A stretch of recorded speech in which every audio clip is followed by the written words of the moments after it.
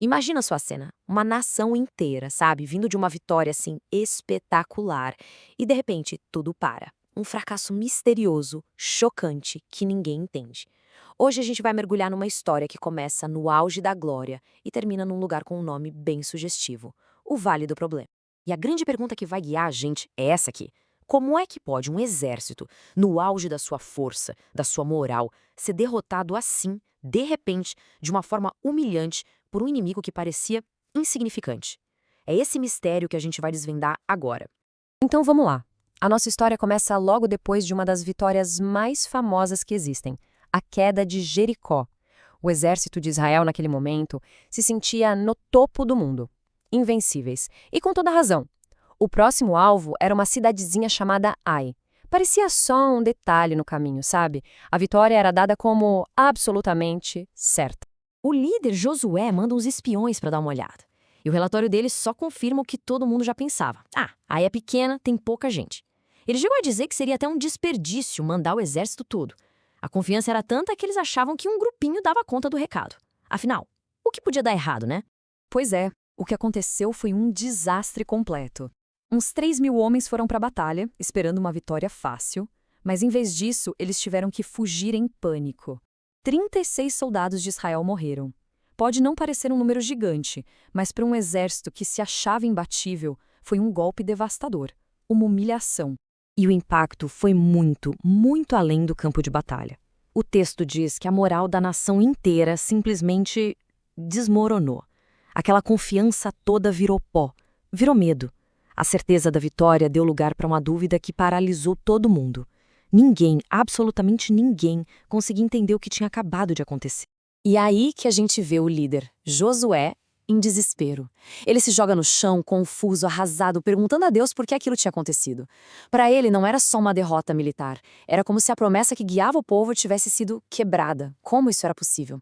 E então vem a resposta. A verdadeira causa do problema aparece. E não era nada de estratégia militar, nem falta de força. Era algo bem mais profundo.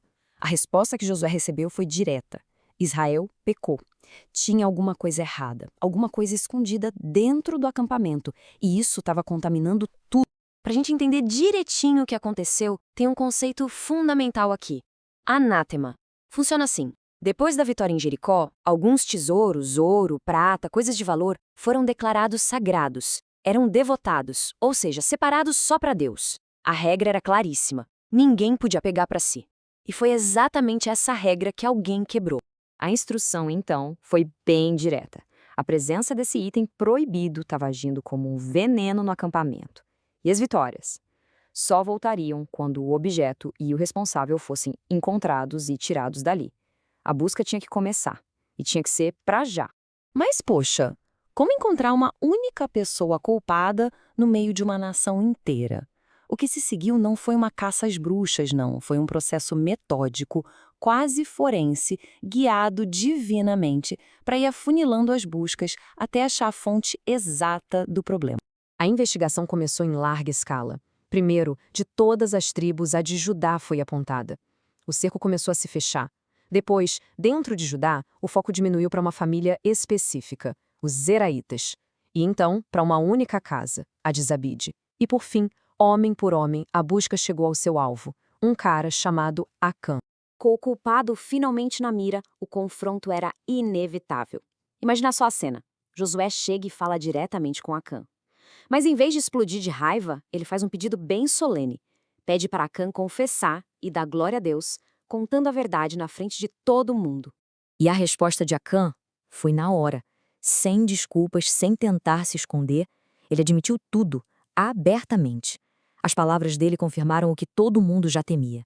Ele era o motivo do desastre que tinha caído sobre a nação.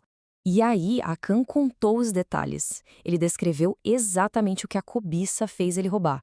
Uma capa babilônica, daquelas bem bonitas, luxuosas, uma boa quantidade de prata e uma barra de ouro puro bem pesada. Ele viu, desejou e pegou.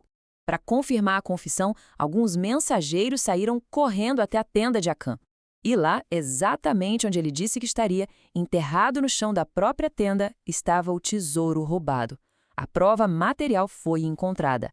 O mistério da derrota de Israel estava finalmente resolvido. Com a verdade na mesa e a prova na mão, a história se encaminha para sua conclusão, que é bem sombria e inevitável. O problema foi achado. Agora era hora de lidar com as consequências.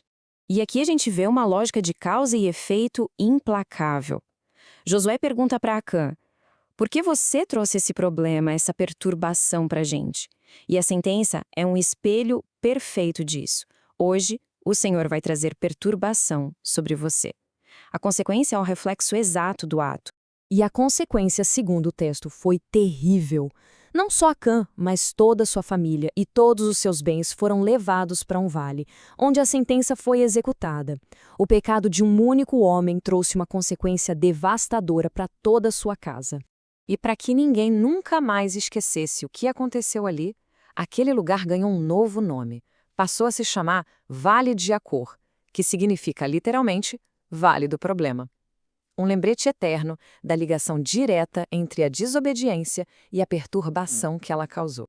No fim das contas, a história de Acã, mesmo sendo tão antiga, ecoa até hoje com uma questão que é fundamental. Ela força a gente a pensar em como as atitudes de uma só pessoa podem se espalhar e afetar todo mundo, levantando a pergunta: até que ponto a escolha de um único indivíduo pode de fato definir o destino de uma comunidade inteira?